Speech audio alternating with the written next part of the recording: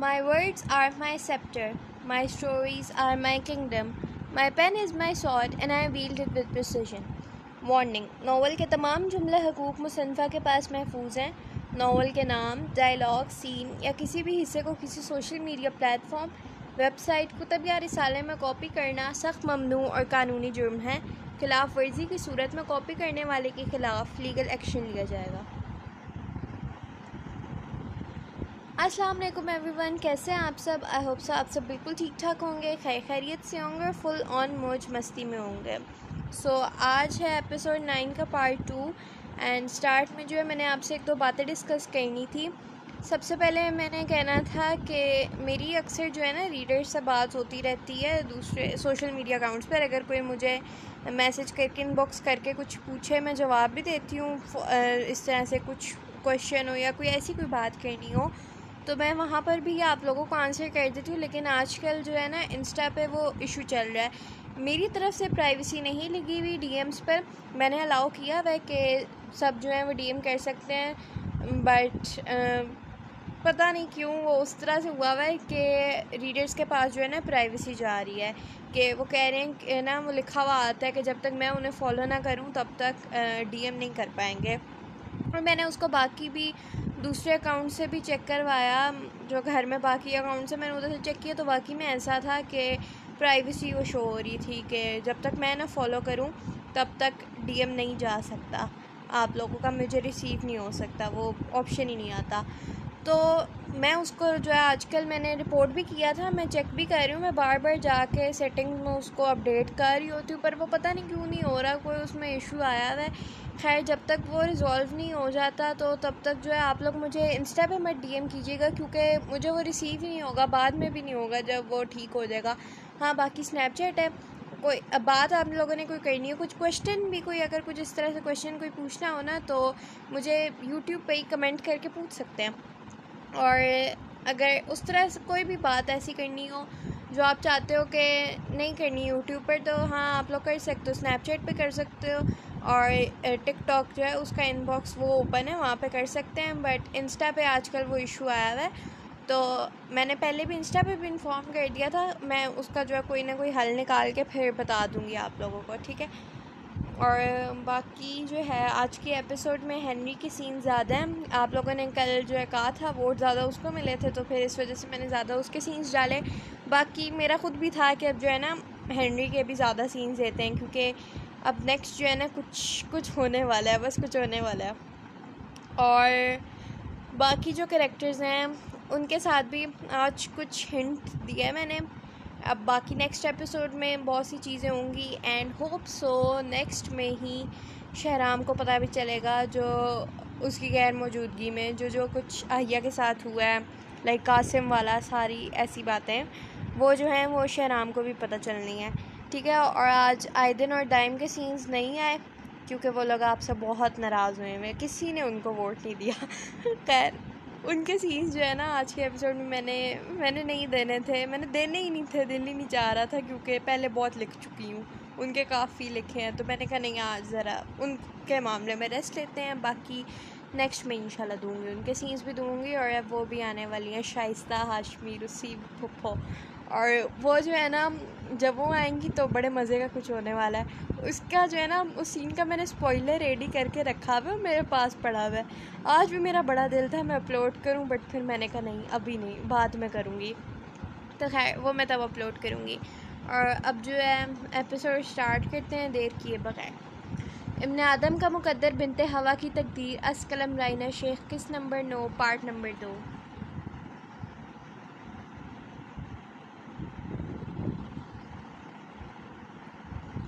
زرلش اپنے لان میں رکھے بینچ پر بیٹھی گہری سوچ میں غرق تھی۔ اس کے ذہن میں اس کی اور آئدن کی ملاقات چل رہی تھی جو اسے بے ساختہ مسکرانے پر مجبور کر رہی تھی۔ میں نے تو انہیں پہلی نظر میں ہی پہچان لیا، لیکن انہوں نے میرے سے اس متعلق کوئی بات ہی نہیں کی، شاید نہ پہچانا ہو یا شاید مجھے بتایا نہ ہو، زرلش نے بینچ سے ٹیک لگاتے سوچا۔ لیکن میں ان کے بارے میں کیوں سوچ رہی ہوں؟ آج تک کسی شخص کے بارے میں نے اس طرح نہیں سوچا، پھر وہ کیوں مجھے اتنا اٹریکٹ کر رہے ہیں؟ زرلش نے اپنے دل سے سوال کیا۔ کیا یہ صرف اٹریکشن ہی ہے اس کے دل نے اس سے سوال کیا جس پر وہ شدہ رہ گئی۔ اٹریکٹیو تو ہمیں بہت سی چیزیں لگتی ہیں، چاہے وہ کوئی چیز ہو یا انسان۔ اٹریکشن بہت سی چیزوں میں ہوتی ہے۔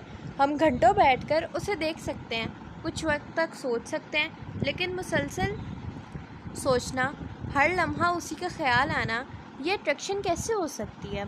اب کی بار اس کے ذہن نے اس سے سوال پوچھا جس پر وہ جھرجھری لے کر رہ گئی۔ یہ یقیناً میرا وہم ہے۔ آج تک میں نے کسی مرد کو اپنے حواسوں پر چھانے کی اجازت نہیں دی۔ مجھے جلد ہی اپنے دل و دماغ سے اس اٹریکشن کو بھی نکال دینا چاہیے۔ میں کب سے کسی کو سوچ کر مسکرانے لگ گئی۔ نہیں، ایسا نہیں ہونا چاہیے، میں ایسا نہیں ہونے دوں گی۔ زرلش نے یہ سوچتے اٹھ کر بیٹھی۔ اس نے چند لمبے لمبے سانس لیے اور اپنا دھیان آئندہ سے ہٹانے کی کوشش کی، لیکن سوچ تھی کہ بار بار وہیں جا رہی تھی۔ مجھے کیا ہو گیا ہے؟ زرلش نے کھڑے ہوتے سوچا۔ تو کیا واقعی یہ صرف اٹریکشن نہیں ہے؟ اس کو لگ رہا تھا اس کا دماغ پھٹ جائے گا۔ گھوم پھر کر ذہن یہی سوال دہراتا تھا جس کے جواب کے لیے اس نے ایک بہت بڑی قیمت چکانی تھی۔ زرلش اپنی سوچوں سے الجھتے ہوئے اندر چلی گئی۔ نیند تو کوسوں دور ہو گئی تھی، لیکن اس نے یہ وقت اپنے آپ کو دینا تھا، اپنے آپ کو اس الجھن سے آزاد کرنا تھا۔ مگر زندگی نے اسے کسی ڈگر پر لے کر جانا تھا، اور انسان کو پھر نہ چاہتے ہوئے بھی اس ڈگر پر چلنا ہی پڑتا ہے۔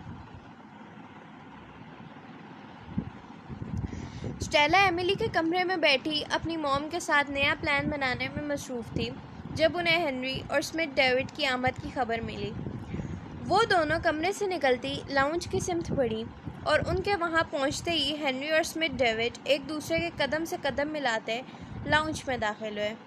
ایملی مسکراتے ہوئے اسمتھ ڈیوڈ کے گلے لگی اور اس کے بعد ہنری کی طرف بڑھی، لیکن ہنری اسمتھ اپنی مرضی کے بغیر کسی کو اپنے قریب کہاں بھٹکنے دیتا ہے۔ ایملی جیسے ہی اس کے پاس پہنچی تو ہنری نے اپنے قدم پیچھے کر لیے اور اس کو ہاتھ کے اشارے سے دور رہنے کا کہا۔ ہنری کی حرکت پر اسمتھ ڈیوڈ نے جہاں ہنسی دبائی، وہیں ایملی اور اسٹیلا نے اسے کاٹ کھاتی نظروں سے دیکھا، جس پر ہنری کی حقیقی آنکھیں تنزیہ مسکرائیں۔ آؤ بیٹھو دونوں، ایملی نے انہیں بیٹھنے کا کہا، جس پر اسمتھ ڈیوڈ فوراً آگے بڑھے جبکہ ہنری ان کے پیچھے چل رہا تھا، اور جاتے جاتے ایملی کو دوبارہ مسکرا کر دیکھا، جس سے اس کے پسینے چھوٹے۔ ایملی، میں نے ہنری سے بات کر لی ہے، اسے کوئی اعتراض نہیں ہے ہماری شادی سے۔ چند باتوں کے بعد اسمتھ ڈیوڈ مدعے پر آئے تو ایملی نے اپنی نیلی آنکھوں میں خوشی بسائے انہیں دیکھا۔ اسمتھ ڈیوڈ کی عمر لگ بھگ 55 سال تھی، لیکن وہ آج بھی ویسے ہی وجاہت کے شاہکار تھے جیسے جوانی میں تھے۔ دیٹس گریٹ، ورنہ مجھے تو لگا تھا کہ ہنری کبھی بھی مجھے اپنی موم کی جگہ دے گا ہی نہیں۔ ایملی نے بالوں کی لٹ کو پیچھے کرتے ہنری کی کمزوری پر چوٹ کی، جس سے اس کے چہرے پر درد ابھرا، لیکن وہ ایملی کے سامنے کیسے کمزور پڑ سکتا تھا؟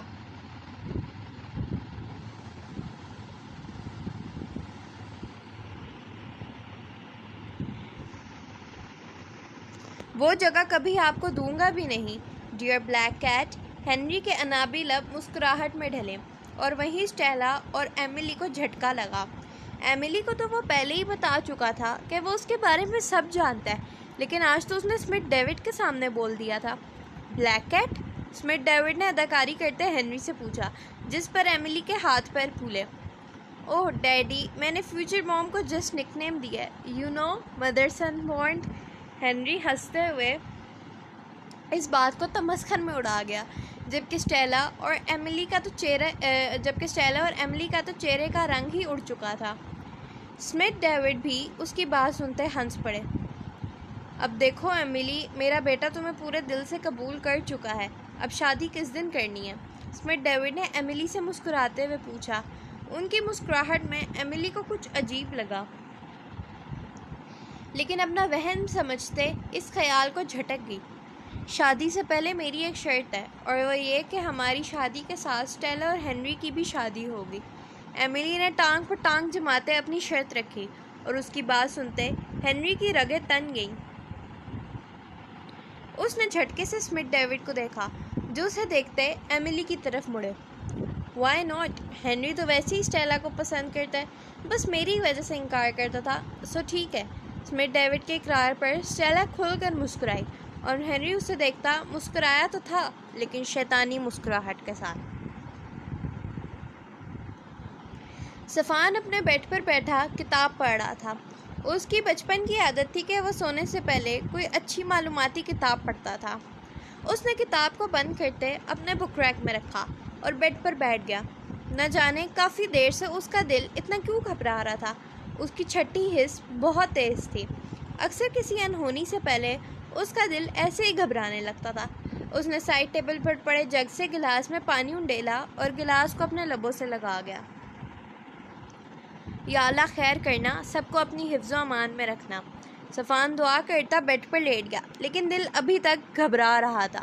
اس نے آیت الکرسی پڑھتے سونے کی کوشش کی اور اللہ کے کلام میں ہوتی ہی اتنی برکت ہے کہ ناممکن کام بھی ممکن ہو جاتا ہے۔ شہرام صحن میں کھلے آسمان تلے بیٹھا اپنا دل ہلکا کر رہا تھا۔ اس نے اس مشکل وقت میں اپنے گھر والوں کو سنبھالنا تھا۔ وہ اگر سب کے سامنے خود ہی کمزور پڑ جاتا تو باقیوں کو کیسے حوصلہ دیتا۔ وہ تنہائی میں بیٹھا اپنی بچپن کی یادوں میں غرق تھا، جب وہ بغیر کسی فکر اور پریشانی کے اپنے خاندان کے ساتھ ہنسی خوشی زندگی بسر کرتا تھا۔ وہ ابھی اپنے ذہن میں پرانی یادوں کو تازہ کر رہا تھا جب علمان نے اس کو پکارا۔ شہرام نے گردن موڑتے اپنے معصوم بیٹے کو دیکھا جو کیسر صاحب کے جانے کے بعد کافی خاموش ہو گیا تھا۔ شہرام نے اس کو اپنے پاس بلایا اور اپنی گود میں بٹھایا۔ میرا بیٹا اتنا اداس کیوں ہے؟ شہرام نے اس کے گال پر بوسہ دیا۔ بابا، مجھے دادا ابو کی بہت یاد آتی ہے، وہ کہاں چلے گئے ہیں؟ علمان نے پوچھا تو شہرام کا دل خون کے آنسو رویا۔ اس نے علمان کو کس کے سینے سے لگایا۔ وہ دیکھو اسکائی پر کتنے زیادہ اسٹارز ہیں، اسی طرح آپ کے دادا ابو بھی ایک اسٹار بن گئے۔ آپ اللہ تعالیٰ سے دعا کرنا کہ آپ کے دادا ابو اور دادو امی جنت میں بالکل خوش ہوں، شہرام نے اسے پیار سے بتایا۔ لیکن مجھے دادا ابو بہت یاد آتے ہیں، کیا میں اب ان سے کبھی بات نہیں کر سکتا؟ علمان کی آنکھوں میں آنسو جمع ہو گئے تھے۔ وہ کیسر صاحب کے بہت قریب تھا۔ ان کے جنازے کے وقت سویرا نے علمان کو سلا دیا تھا اور اس نے اٹھنے کے بعد اپنے دادا کو بہت ڈھونڈا تھا لیکن وہ اسے نہیں ملے تھے۔ آپ جب رات کو سویا کرو گے نا تو دادا ابو آپ کے ڈریمز میں آپ سے ملنے آیا کریں گے۔ شہرام نے اسے بہلایا جبکہ پیچھے کھڑی سویرا کا دل زور زور سے دھڑکنے لگا۔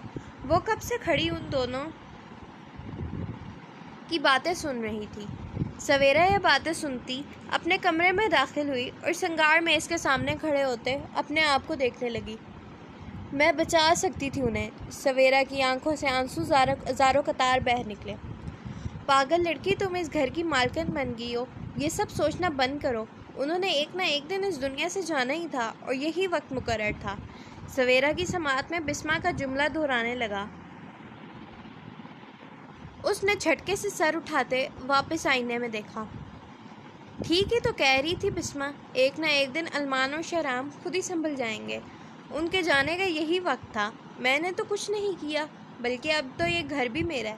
سویرا پورے کمرے میں نظر دوڑاتی اپنے دانتوں کی نمائش کرتے ہنسی۔ پیسہ ایسی ہوس ہے جو انسان کو حیوان بنانے میں چند سیکنڈ لگاتا ہے۔ رکو زرلش، کہاں جا رہی ہو؟ زرلش ہاسپٹل جانے کے لیے گاڑی کا دروازہ کھول رہی تھی جب شمع بیگم کی آواز پر رکی۔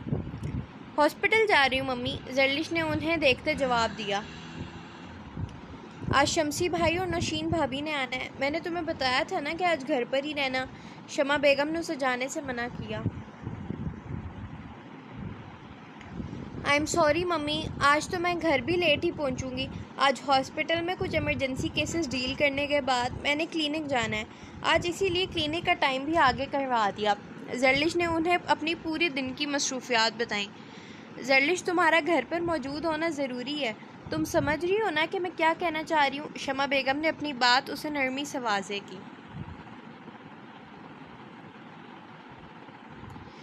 ممی پلیز چھوڑ دیں ان باتوں کو، آپ ایسا سوچ رہی ہیں، ضروری نہیں وہ لوگ بھی ایسا ہی سوچتے ہوں اور اسی کام کے لیے آ رہے ہوں، اور اگر ایسا ہوا تو تب بھی مجھے ابھی شادی نہیں کرنی. ابھی ابھی تو میں نے اپنا کلینک بنوایا. مجھے فی الحال صرف اپنے کام پر فوکس کرنا ہے. یہ بات کرتے ہوئے زرلش کے ذہن میں ایک بار پھر آئے دن آیا تھا، لیکن وہ فیصلہ کر چکی تھی. اس نے آہستہ آہستہ اس کو اپنے دماغ سے نکالنا ہے. وہ نہیں جانتی تھی وہ ایسا کر پائے گی بھی یا نہیں، لیکن وہ اپنے آپ کو باقی دینی اور دنیاوی کاموں میں مصروف رکھنا چاہتی تھی. اس کا جواب سنتے شمع بیگم منہ بنائے واپس چلے گی اور زرلش بد دلی سے گاڑی میں بیٹھی. وہ جانتی تھی کہ شمع بیگم اپنے بچوں کے لیے بہت حساس ہے، کبھی ان کا برا نہیں چاہیں گی، لیکن اکثر اوقات میں نے ماں کے نہیں یا ماں باپ لکھنا تھا، یہ میں نے اس کو ٹھیک بھی کیا تھا پھر ویسے ہی ہو گیا. ماں باپ اپنے اسی حساس رویے کی وجہ سے اپنے بچوں کو نہیں سمجھ پاتے. اس کو میں ایڈیٹنگ کرتے ہوئے بھی ٹھیک کرتی ہوں. ظفر ہاشمی آفس جانے کے لیے تیار ہو رہے تھے جب فضیلہ بیگم ان کا بیگ پکڑے ان کے پاس آئیں. آئیدن آفس چلا گیا؟ ظفر ہاشمی نے ان سے پوچھا. جی چلا گیا ہے، کہہ رہا تھا کہ آج اس نے جلدی جانا ہے. آپ جاتے ہوئے دائم کو اسکول ڈراپ کر دینا، کیونکہ ابھی تھوڑی دیر تک میں نے اور زینت نے ڈرائیور کے ساتھ نکلنا ہے شاپنگ پر. فضیلہ بیگم نے انہیں بیگ پکڑاتے کہا، جس پر وہ اتفاق کر گئے. ظفر، آپ کے اور آئیدن کے درمیان کوئی بحث ہوئی ہے؟ فضیلہ بیگم نے ان سے تصدیق کرنی چاہی. نہیں، کیوں اس نے تم سے کچھ کہا؟ ظفر ہاشمی نے انکار کیا. وہ نہیں چاہتے تھے کہ فضیلہ بیگم کو یہ بات بتا کر پریشان کریں. نہیں، اس نے کچھ نہیں کہا، لیکن کل سے میں یہ نوٹ کر رہی ہوں آپ دونوں بہت خاموش ہیں ایک دوسرے سے. تو بالکل آپ دونوں بالکل خاموش ہیں ایک دوسرے سے، تو بالکل بات نہیں کر رہے. فضیلہ بیگم نے انہیں اپنا شک بتایا. ایسی کوئی بات نہیں ہے، وہ بس کل ایک اچھا خاصا پروجیکٹ ملتا رہ گیا، بس اسی کی ٹینشن تھی اور کوئی بات نہیں ہے. ظفر ہاشمی انہیں پرسکون کرتے چند باتیں کرنے کے بعد آفس کے لیے نکل گئے. ہنری ایک فلیٹ کے اندر داخل ہوا. وہ فلیٹ دکھنے میں کسی کھنڈر کی مانند لگ رہا تھا. اس کی حالت ابتر تھی، جیسے صدیوں سے بند پڑا ہو. ہنری چلتے ہوئے اپنی مخصوص جگہ پر پہنچا، جہاں جیک کرسی پر بیٹھے رسیوں کے ساتھ جکڑے شخص کے سر پر بندوق تانے کھڑا تھا. جیسے ہی ہنری وہاں پہنچا تو جیک نے مسکراتے ہوئے بندوق ہٹائی. ہنری کرسی پر اپنے دونوں ہاتھ ٹکائے جھکتے ہوئے اپنی حقیقی آنکھوں سے اس شخص کی ڈری سہمی آنکھوں میں دیکھنے لگا، اور پھر 1 منٹ ضائع کیے بغیر اس کے چہرے کو مکوں سے زخمی کرنے لگا. اس پر اپنی تمام بھڑاس نکالنے کے بعد اس کے منہ سے ٹیپ اتار گیا. تمہاری ہمت کیسے ہوئی یہاں پر اپنی سو کالڈ پریچنگ کرنے کی؟ ہنری نے اس شخص کے پیٹ پر لات ماری، جس سے وہ کرسی سمیت نیچے گرا. جیک، جب تک یہ مرنے کے در پر نہ آ جائے تب تک اسے ٹارچر کرو. اتنا ٹارچر کرو کہ یہ مذہب کا مطلب بھی بھول جائے. اور ہاں، لندن میں موجود ایک مسجد، ایک چرچ، ایک مندر، ایک عبادت گاہ، سب جل کر راکھ ہو جانی چاہیے. Got it? ہنری نے اس آدمی کو آگ برساتی نظروں سے دیکھتے جیک کو حکم دیا، جو اس کے حکم کی تعمیل کرتا فوراً اس شخص کو گھسیٹتا ہوا اسے کچھ لوگوں کے حوالے کر گیا، اور اس کے بعد ہنری تک آیا. یہ لو، آئی ہوپ اس کام کے لیے اتنی رقم کم نہیں ہوگی. ہنری نے اپنے گارڈ کے ہاتھ سے نوٹوں سے بھرا بریف کیس تھامتے جیک کو پکڑایا. یس سر، چند دنوں میں کام ہو جائے گا، اور آئندہ کسی کی اتنی ہمت بھی نہیں ہوگی کہ یہاں آ کر پریچنگ کرنے کی. جیک نے بریف کیس پکڑتے ندیدوں کی طرح پیسوں کو ہاتھوں میں پکڑا. گڈ. ہنری اسے داد دیتا وہیں پر بیٹھ گیا اور مسکراتے ہوئے اس شخص کو مار کھاتا دیکھنے لگا.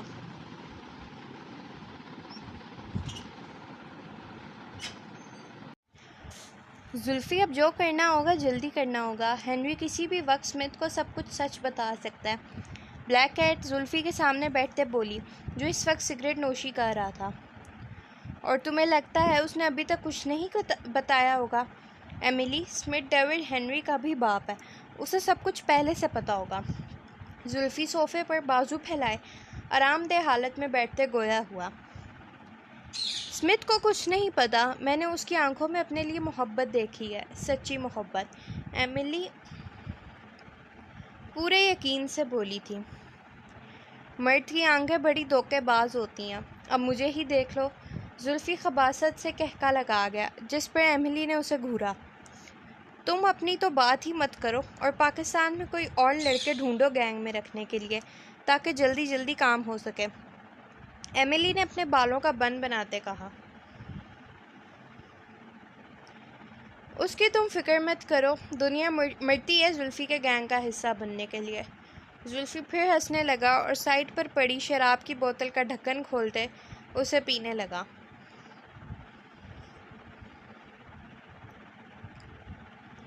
آپ لوگوں کے آنے کا بہت شکریہ، محراب اور حارث کو بھی ساتھ ہی لے آتے، شہاب قریشی نے مسکراتے ہوئے سب سے کہا۔ شمسی سید، نوشین شمسی اور زنیرہ اور اس کے دونوں بچوں کو آئے ابھی چند منٹ ہی گزرے تھے۔ انکل حارث 2 دن پہلے کام کے سلسلے میں واپس انگلینڈ چلے گئے ہیں، اور محراب کا تو آپ کو پتہ ہی ہے، آرمی کی ڈیوٹیز، زنیرہ نے مسکراتے ہوئے شہاب قریشی کو بتایا۔ ہاں، آرمی کی لائف کافی ٹف ہے، زرلش بھی پورا دن کاموں میں ہی بزی ہوتی ہے۔ زنیرہ کی بات پر جواب شہاب قریشی کی بجائے شمع بیگم کی طرف سے آیا تھا۔ زرلش کہاں ہے؟ نظر نہیں آ رہی۔ نوشین شمسی نے ان سے زرلش کے بارے میں استفسار کیا۔ آنٹی، اس نے اپنا کلینک بھی کھولا ہے، سو اس لیے آج کل وہاں کافی مصروفیات ہیں اس کی، ابھی بھی وہیں پر ہے۔ کبیر نے انہیں زرلش کی غیر حاضری کی وجہ بتائی، جس پر وہ ہاں میں سر ہلا گئیں۔ اور فلزہ بیٹا، آپ کی کیا مصروفیات ہیں آج کل؟ نوشین شمسی نے فلزہ کو مسکراتے ہوئے دیکھا۔ کچھ زیادہ نہیں آنٹی، بس یوں نہیں جاتی ہوں، لاسٹ سیمسٹر چل رہا ہے اور اس کے بعد اپنی NGO سٹارٹ کرنے کا پلان ہے میرا، فلزہ نے انہیں ہنستے ہوئے بتایا، جس پر انہوں نے ماشاء اللہ کہا۔ بھائی صاحب، بھابھی، آج ہم آپ کے گھر ایک مقصد سے آئے ہیں۔ کچھ دیر بعد نوشین شمسی نے شہاب قریشی اور شمع بیگم کو دیکھتے ہوئے کہا، جس پر شمع بیگم نے آنکھوں میں خوشی بسائے شہاب قریشی کی طرف دیکھا، جیسے کہنا چاہ رہی ہوں کہ ان کا اندازہ بالکل ٹھیک تھا۔ جی بھابھی کہیے، شہاب قریشی نے انہیں آگے بولنے کی اجازت دی۔ ہمیں محراب کے لیے فلزہ بہت پسند آئی ہے، ہم آپ سے فلزہ کا ہاتھ مانگنا چاہتے ہیں۔ نوشین شمسی کی بات قریشی ہاؤس کے ہر نفوس کو حیرت میں ڈال دی تھی، خاص طور پر شمع بیگم کو، کیونکہ انہوں نے تو محراب کو زرلش کے لیے سوچا تھا، جبکہ فلزہ اور کائنات، جو اس وقت ملازمین کے ساتھ کچن میں چائے کا اہتمام کر رہی تھی، وہ دونوں بھی حیران ہوتے ایک دوسرے کو دیکھنے لگیں۔ اور کبیر بھی پریشانی سے اپنی ماں کو دیکھنے لگا، جو اس وقت بالکل ساکت ہو کر بیٹھی تھی۔ ان لوگوں نے تو آپ ہی کے لیے رشتہ نہیں لانا تھا، فلزہ نے کچھ دیر بعد کائنات کے کان میں سرگوشی کی۔ ایسا تم ممی سوچ رہی تھی نا؟ کائنات نے بھی حیران ہوتے اسے کہا، جس پر وہ کندھے اچکا گئی۔ جی بالکل، محراب بہت اچھا بچہ ہے، لیکن ہمیں سوچنے کے لیے کچھ وقت چاہیے، شہاب قریشی نے مسکراتے ہوئے جواب دیا۔